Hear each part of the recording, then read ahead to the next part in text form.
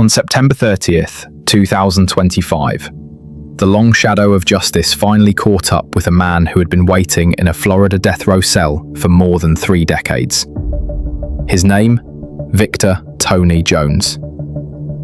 At 6:13 p.m. in the execution chamber of Florida State Prison, he was executed by lethal injection, becoming the state's 13th execution of the year, a grim milestone that set a new record.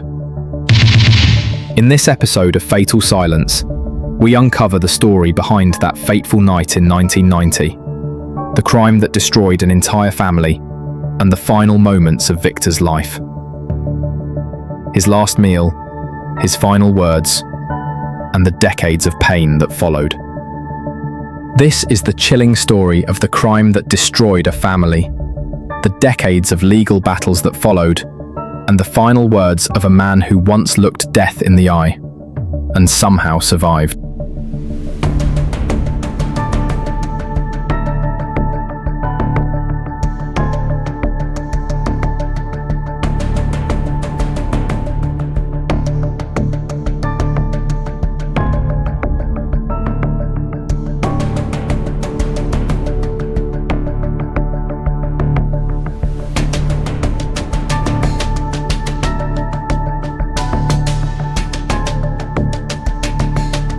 It was the final hours of December 19th, 1990, in Miami-Dade, Florida.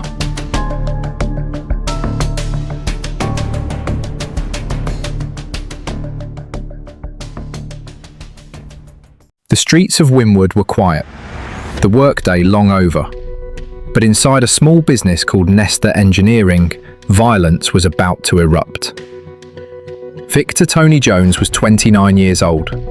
His life had been broken long before this night. He was abandoned by his mother at an early age, shuffled between relatives, and later confined to the infamous Florida School for Boys in Okeechobee. That reform school would later be exposed as a place of horrors, systematic beatings, solitary confinement, assaults, and cruelty that scarred thousands of boys for life. Victor carried those scars into adulthood, and on this night, he had a plan. He had just started working at Nestor Engineering the day before. The owners, Jacob and Matilda Nestor, had a reputation for kindness. They often hired people in difficult situations and paid them daily, no questions asked. But Victor wasn't thinking about gratitude or opportunity. He was thinking about robbery. Jacob and Dolly Nestor were more than business owners. Jacob, age 67, was a World War II veteran, a man of 17 patents and a fixture in the community. Dolly, 66, was his lifelong sweetheart. Together they had built a loving family with 2 children, Michael, who would later become a hero during the September 11th attacks, and Irene, who would live to carry the memory of her parents' murder for more than 3 decades.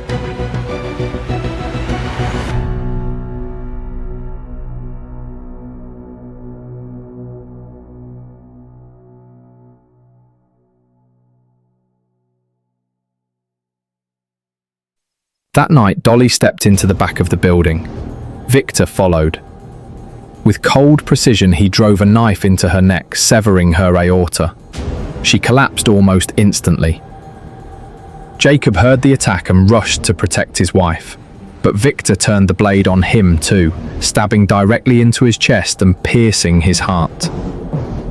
But Jacob wasn't a man to go down quietly. Gravely wounded, the war veteran staggered back to his office. He pulled open a drawer, retrieved his pistol, and fought on while his life slipped away. For nearly half an hour, Jacob struggled, bleeding heavily but determined to defend his wife. Finally, he fired 5 shots at Victor. One bullet struck him directly in the forehead, a wound that should have ended it all, yet somehow Victor survived.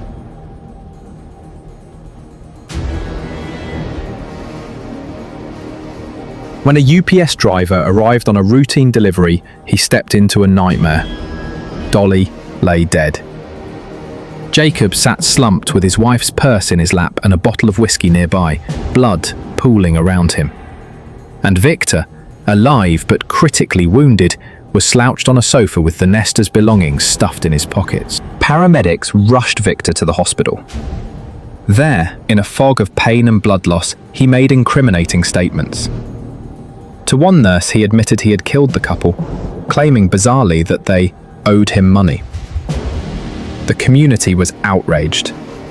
Everyone knew the Nestors were generous people who gave to others without hesitation.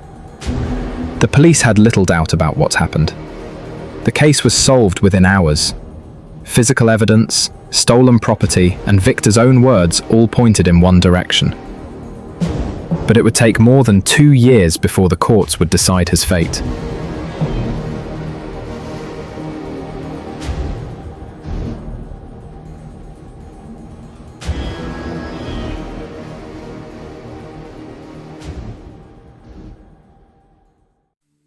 In February 1993, Victor's trial began. Prosecutors painted him as a cold-blooded killer who murdered 2 innocent people for a few $100s. The defense tried to counter with his tragic upbringing, the abuse he had suffered in reform school, and his unstable mental state. But in the early 1990s, those arguments carried little weight in a Florida courtroom. On February 1st, the jury returned its verdict: guilty on 2 counts of first-degree murder and 2 counts of armed robbery. That same afternoon, they began the sentencing phase. When the votes were tallied, the decision was clear. For Dolly's murder, the jury recommended death by a margin of 10-2. For Jacob's murder, it was unanimous.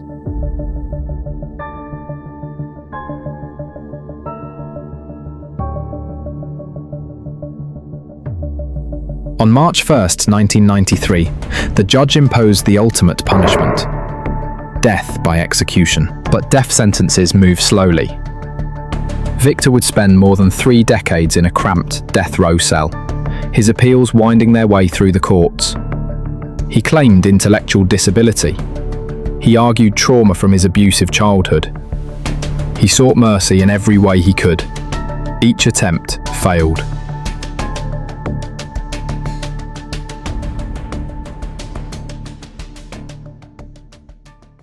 Then, in 2024, an unexpected twist. Florida officially acknowledged the long-hidden abuse that had taken place in reform schools like the one Victor attended. In early 2025, the state even deposited financial compensation into his prison account. For a brief moment, it looked like the state had admitted its part in shaping the man he became. But acknowledgement of abuse did not erase what Victor had done. Jacob and Dolly were still dead. Their family was still grieving. And the courts were unmoved. Meanwhile, the Nestor children carried their own burdens. Michael Nestor, the couple's son, became a hero during the September 11th attacks. He saved countless lives, but later died in 2020 from brain cancer, believed to have been caused by toxic exposure at Ground Zero. He went to his grave wishing he could see the execution carried out. That left Irene, the daughter, now 76 years old. She had endured 35 years of headlines, hearings, and appeals, all centered on the man who had murdered her parents. And yet, as the execution date approached, Irene did something that shocked many. She forgave him. "I forgive him," she said. "I forgive him because it is time." On August 29, 2025, Governor Ron DeSantis signed the execution order. The countdown began. On September 30th, Victor woke at 4:30 a.m. He met with his spiritual advisor but saw no family visitors. Officials described him as calm and cooperative. His last meal was simple: fried chicken, collard greens, and sweet tea.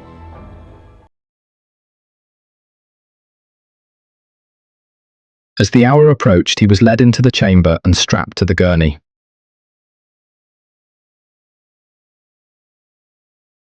Relatives of the Nestor family looked on from behind the glass. When asked if he had any final words, Victor spoke just two. "No, sir." The three-drug protocol began. Within minutes, it was over. At 6:13 p.m., Victor Tony Jones, he was pronounced dead. With that injection, Florida recorded its 13th execution of the year, the highest in modern state history. Officials announced that next month would bring even more, with 8 executions scheduled in just 4 weeks. For some, Victor's execution was justice long delayed but finally delivered. For others, it raised difficult questions. Should his traumatic past have been considered? Should a system that abused him as a child have been the one to end his life as an adult? The contrast is striking. On one side, Victor Jones, the boy brutalized by institutions, who grew into a man capable of murder. On the other, Michael Nestor, the son of the victims, who became a hero during one of America's darkest days. 2 men, 2 paths, 1 family forever scarred. Victor Tony Jones is gone, but the echoes of his crimes still linger. In the lives of the victim's family, in the history of Florida's death penalty, and in the questions we ask about crime, punishment, and forgiveness. What do you think? Was this execution justice served, or simply another tragedy in a long chain of tragedies? Let us know in the comments. And don't forget to subscribe to Fatal Silence, where we uncover the crimes, the killers, and the consequences that time can never fully erase.